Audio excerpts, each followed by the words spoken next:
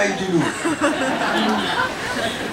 Allora, ora dopo aver parlato di cose serie parliamo un po' di teatro. Stanno lavorando sull'adattazione teatrale dell'Occhio di Lupo, che è un libro che ho scritto molto tempo fa per i bambini.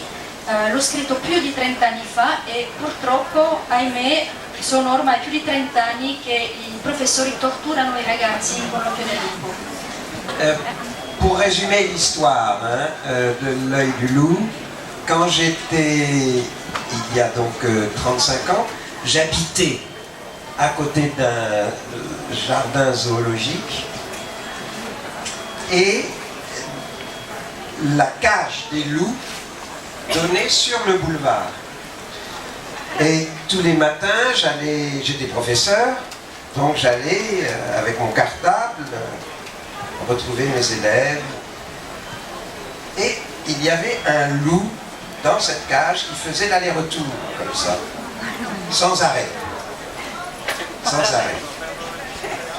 Le soir, je revenais toujours avec mon cartable, plus lourd parce qu'il y avait des copies des élèves, et je voyais le loup faire cet aller-retour. Je vais vous laisser traduire parce que...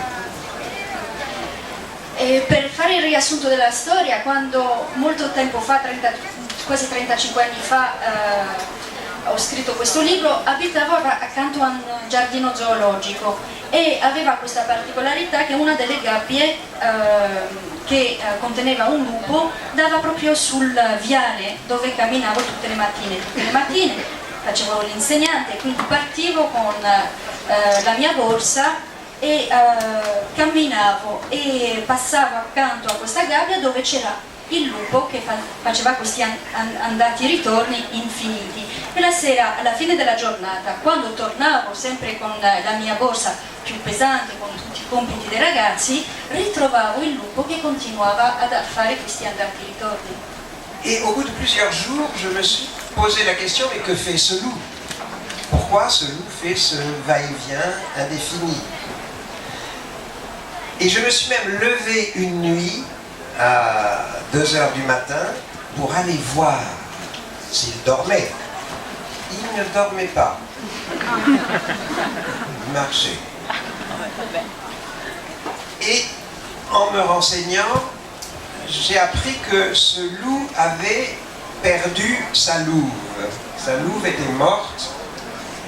Et d'une certaine façon, c'était sa façon de marquer un deuil. C'était comme un suicide par le chagrin.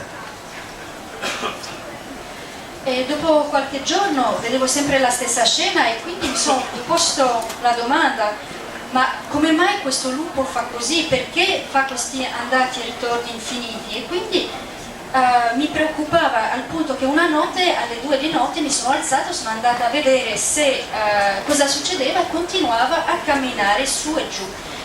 Non dormiva questo lupo, camminava, e quindi ho chiesto informazioni e mi hanno detto che questo lupo aveva perso la sua lupa e era un modo per lui di dimostrare il suo lutto, era come un suicidio che mostrava in questo modo.